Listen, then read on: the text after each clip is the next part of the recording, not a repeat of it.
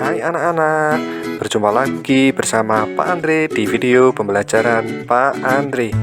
Bagaimana kabar kalian? Semoga kalian dalam keadaan sehat dan bahagia ya. Oke, hari ini kita akan bersama-sama belajar materi kelas 4 semester 2 tema 6. Secara khusus kita akan belajar muatan IPA. Nah, sebelum kita mulai, Pak Andre berpesan kepada anak-anak, tolong pada saat kalian melihat tayangan video pembelajaran ini, jagalah selalu jarak pandang kalian pada HP atau laptop yang kalian gunakan. Dan aturlah tempat duduk kalian senyaman mungkin. Jangan melihat video ini sambil tiduran agar kesehatan mata dan tulang kalian tetap terjaga. Seperti apa pembelajarannya? Kita simak video berikut ini.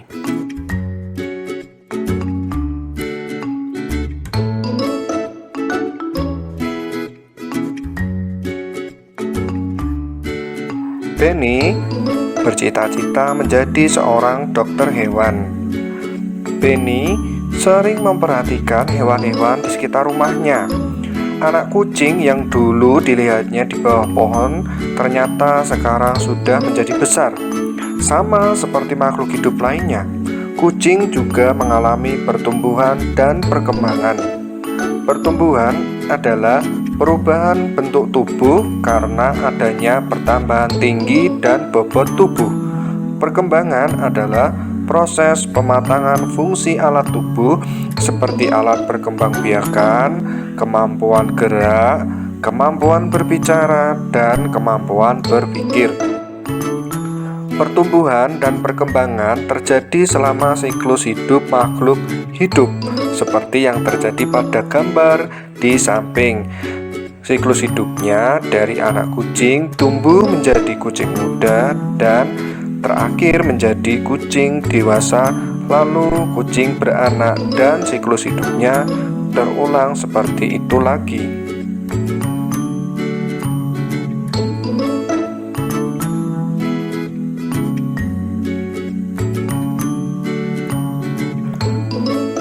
Anak-anak, tidak hanya kucing dan ayam yang dapat kamu jumpai di sekitarmu.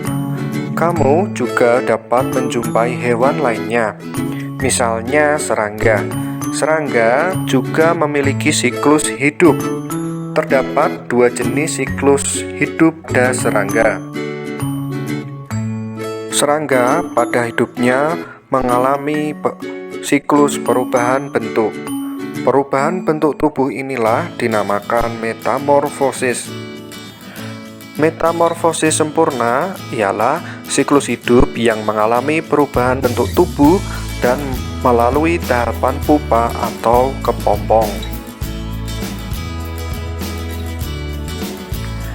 Sedangkan metamorfosis tidak sempurna ialah siklus hidup yang mengalami perubahan bentuk tubuh dan tidak melalui tahapan pupa atau kepompong.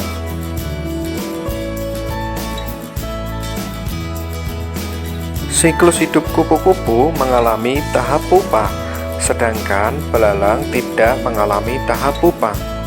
Tahap pupa inilah yang membedakan metamorfosis yang dialami kupu-kupu dan belalang. Metamorfosis yang mengalami tahap pupa seperti pada kupu-kupu disebut metamorfosis sempurna. Metamorfosis yang tidak mengalami tahap pupa seperti pada belalang disebut metamorfosis tidak sempurna. Benny tadi bercita-cita menjadi dokter hewan karena dokter hewan dapat membantu mengobati hewan yang sedang sakit. Seorang dokter hewan harus mengetahui bagian-bagian tubuh hewan. Dokter hewan juga harus mengetahui tentang siklus hidup hewan.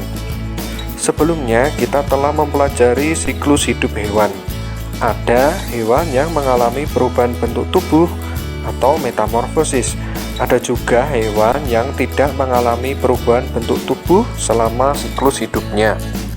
Nah, di samping ini ada beberapa contoh hewan yang mengalami metamorfosis, yaitu kupu-kupu, capung, dan kecoa.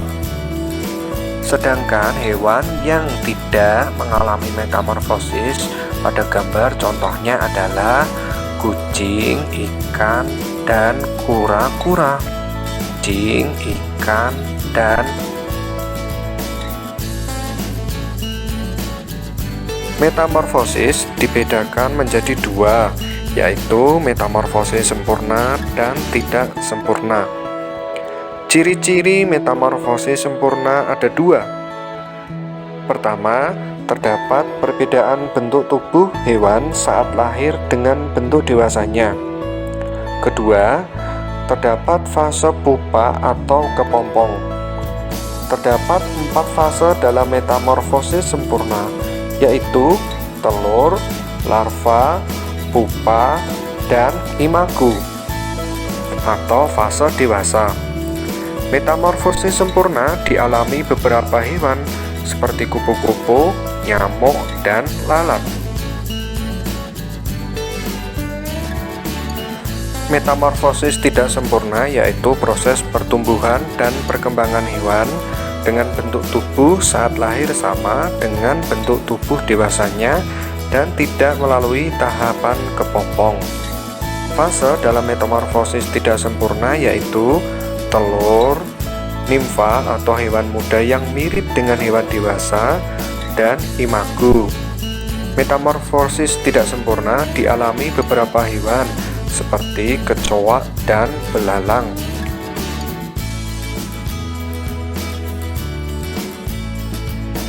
Hewan dan tumbuhan termasuk jenis-jenis sumber daya alam atau disingkat SDA. Hewan dan tumbuhan di sekitar kita memiliki banyak manfaat.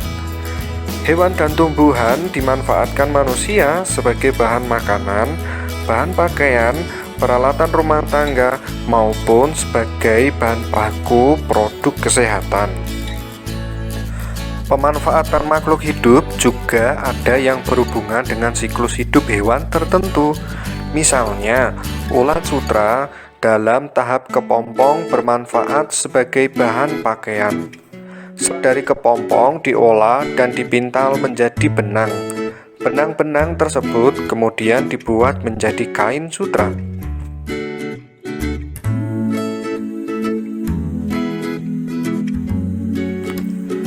Anak-anak, lingkungan yang sehat dapat diperoleh dengan kondisi udara yang bersih. Pepohonan yang rindang dapat memulihkan kualitas udara. Maka dari itu, marilah kita bersama-sama melindungi dan merawat lingkungan hidup di sekitar kita.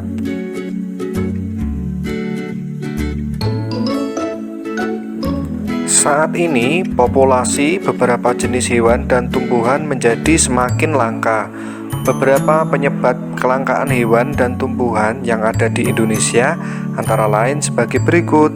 Coba anak-anak baca pada tampilan tabel yang ada pada gambar di samping ini.